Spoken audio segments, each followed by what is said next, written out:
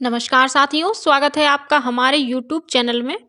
आप छत्तीसगढ़ की किस जगह से हमारे समाचार सुन रहे हैं, कृपया कमेंट बॉक्स में लिखकर हमें जरूर बताएं। रायपुर से प्रस्तुत हैं छत्तीसगढ़ के प्रादेशिक समाचार। समाचारों के साथ में रजनी शुक्ला। पहले मुख्य समाचार। प्रधानमंत्री नरेंद्र मोदी आज वीडियो कॉन्फ्रेंसिंग के माध्यम से पीएम जनमन योजना के अंतर्गत ग्रामीण आवास योजना के 1 लाख लाभार्थियों को पहली किस्त जारी करेंगे। महासमुंद में आयोजित कार्यक्रम में केंद्रीय मंत्री गजेंद्र सिंह शेखावत उपस्थित रहेंगे।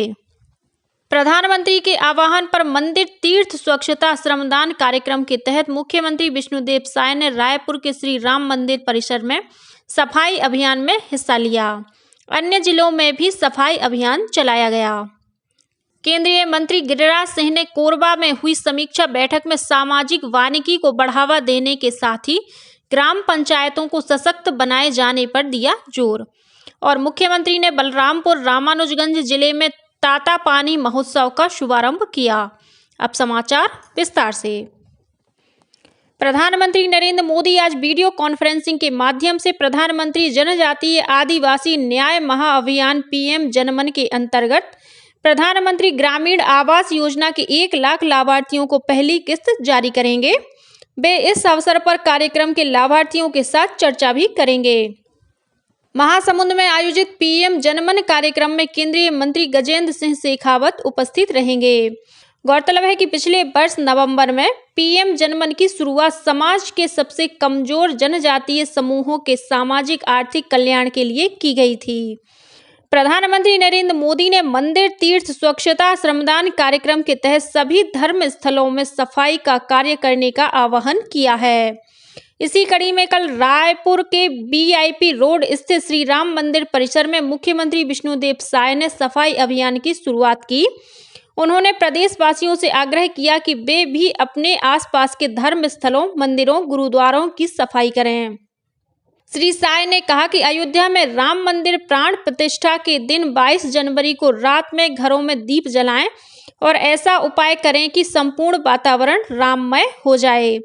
वहीं कृषि मंत्री रामविचार नेताम ने रायपुर के फुंडहर स्थित शीतला माता मंदिर में आयोजित साफ सफाई अभियान में हिस्सा लिया।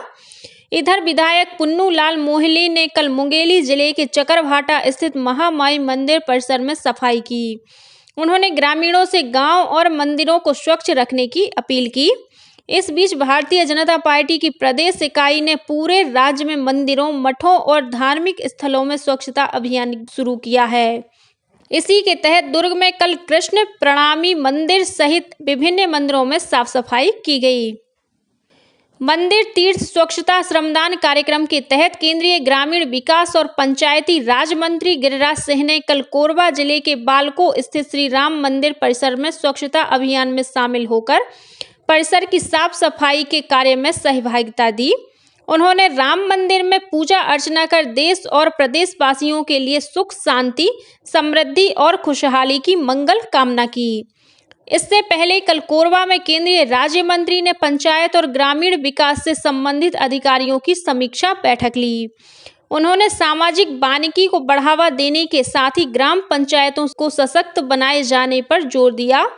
केंद्रीय मंत्री ने जिले में मनरेगा, NRLM, प्रधानमंत्री ग्राम सड़क योजना, भू अभिलेख आधुनिकीकरण, वाटर सेट, अमृत सरोवर सहित अन्य योजनाओं की समीक्षा की। उन्होंने जिले में चार, चिरौंजी, केला और पपीता के उत्पादन को प्रोत्साहित करने और पंचायतों को सशक्त बनाने की दिशा में प्रयास करने के निर्देश दिए। श्री सिंह ने शासकीय आवासों सहित इच्छुक किसानों के आवासीय परिसरों में 4 चिरौंजी के पौधे लगाने के निर्देश दिए। उन्होंने आजीविका मिशन के तहत महिलाओं की भागीदारी सुनिश्चित करते हुए पशुपालन, फलदार पौधारोपण सहित अन्य लाभदायक गतिविधियों से जोड़ने को कहा। उन्होंने गौठानों में नई आर्थिक गतिविधि संचालित करने की दिशा में प्रयास करने के संबंध में भी सुझाव दिए और NTPC तथा बालकों के सहयोग से आजीविका गतिविधियों को बढ़ाने पर जोर दिया। लोगों को सड़क सुरक्षा के प्रति जागरूक करने के उद्देश्य से आज से प्रदेश में सड़क सुरक्षा माह का आयोजन किया जाएगा। इस दौरान लोगों को यातायात संबंधी नियमों की जानकारी देने के लिए सभी जिलों में प्रशिक्षण शिविर, कार्यशाला, सेमिनार और नेत्र जांच शिविर सहित विभिन्न कार्यक्रम आयोजित किए जाएंगे। वहीं स्कूली बच्चों के लिए नारा लेखन, निबंध, चित्रकला और प्रश्नोत्तरी जैसे कार्यक्रम भी होंगे। इसमें शिक्षा, स्वास्थ्य, लोक निर्माण, नगरीय प्रशासन, परिवहन और पुलिस विभाग के अलावा एनसीसी, एनएसएस, स्काउट गाइड्स तथा स्वयंसेवी संस्थानों का सहयोग भी लिया जाएगा। ग्रामीण क्षेत्रों में लोगों को ट्रैफिक नियमों के प्रति जागरूक करने के लिए सुरक्षा मितानों के माध्यम से ग्राम चौपाल का आयोजन किया जाएगा। इस दौरान दोपहिया वाहन चालकों को हेलमेट पहनने के लिए विशेष रूप से प्रेरित किया जाएगा। वहीं ऑटो वाहन चालकों और ई रिक्शा वाहन चालकों सहित भारी वाहन चालकों के लिए नेत्र परीक्षण शिविर भी लगाया जाएगा। बिलासपुर में कल भूकंप के हल्के झटके महसूस किए गए। कल दोपहर आए इस भूकंप की तीव्रता रिएक्टर स्केल पर 3.1 आंकी गई है। भूकंप से कहीं कोई नुकसान होने की खबर नहीं है। इस दौरान गौरेला, पेंड्रा, मरवाही समेत मध्य प्रदेश के अमरकंटक और अनूपपुर जिले की सीमा से लगे गांव में भूकंप के झटके महसूस किए गए। मौसम विज्ञानी एचपी चंद्रा ने बताया कि भूकंप की तीव्रता कम थी और इसकी गहराई सतह से मात्र 10 किलोमीटर के अंदर थी। केंद्र सरकार की योजनाओं का लाभ लोगों तक पहुंचाने के उद्देश्य से प्रदेश भर में विकसित भारत संकल्प यात्रा का आयोजन किया जा रहा है। इसी सिलसिले में संकल्प यात्रा वैन कल राजनांदगांव के शंकरपुर पहुंची। शिविर का शुभारंभ सांसद संतोष पांडे ने किया। इस दौरान उन्होंने हितग्राहियों से चर्चा कर उनकी केंद्र सरकार की योजनाओं का लाभ लेने की अपील की। वहीं मुंगेली जिले के लोरमी नगर पंचायत में आयोजित शिविर में उप मुख्यमंत्री अरुण साव शामिल हुए। इस दौरान उन्होंने केंद्र सरकार की योजनाओं से संबंधित विभिन्न स्टॉलों का अवलोकन किया और हितग्राहियों को चेक और सामग्री का वितरण किया। इधर बिलासपुर जिले के पताईडीह, जैतपुरी, सौंठ और बिटकुला गांव में भी संकल्प यात्रा के तहत शिविर लगाए गए। शिविर में लाभान्वित हितग्राहियों ने मेरी कहानी मेरी जुबानी के जरिए योजनाओं से उनके जीवन में आए बदलाव की जानकारी साझा की और प्रधानमंत्री को धन्यवाद दिया।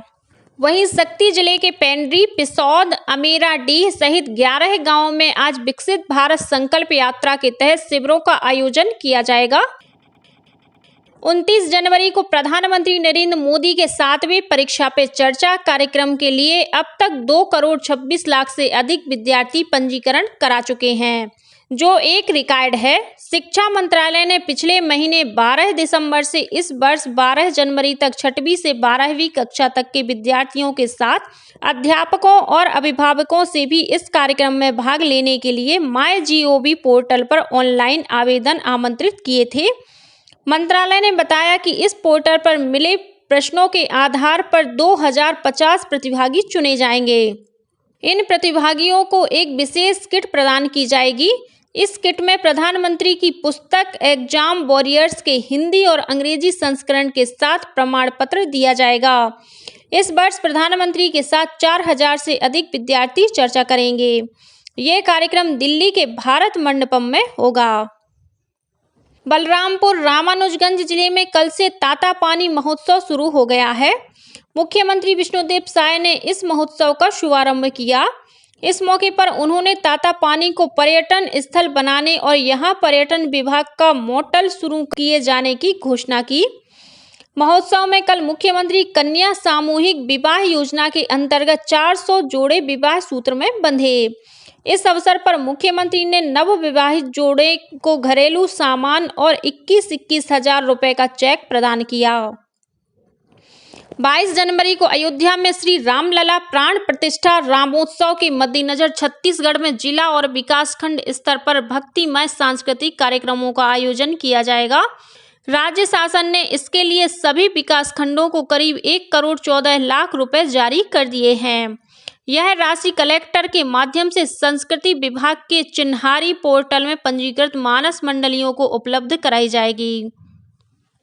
मकर संक्रांति के उपलक्ष्य में संस्कृति विभाग द्वारा कल रायपुर के पुरखौती मुक्तांगन में पतंग उत्सव का आयोजन किया गया। मुख्यमंत्री विष्णुदेव साय ने पतंग उड़ाकर इस उत्सव का शुभारंभ किया। इस अवसर पर श्री साय ने प्रदेशवासियों को मकर संक्रांति, पोंगल, गुड़ी पड़वा और लोहड़ी की शुभकामनाएं देते हुए कहा कि यह सूर्य उपासना का पर्व है। पतंग उत्सव में 12 राज्यों के प्रतिभागियों ने हिस्सा लिया।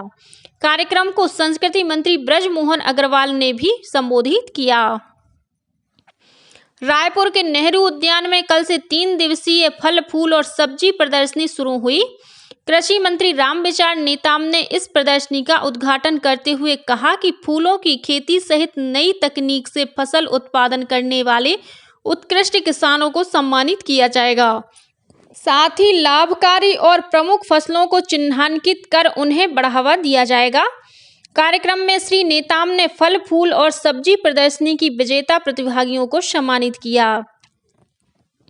मुख्यमंत्री विष्णुदेव साय ने भारतीय सेना के जवानों, अधिकारियों सहित सभी देशवासियों को आर्मी डे थल सेना दिवस पर शुभकामनाएं दी हैं।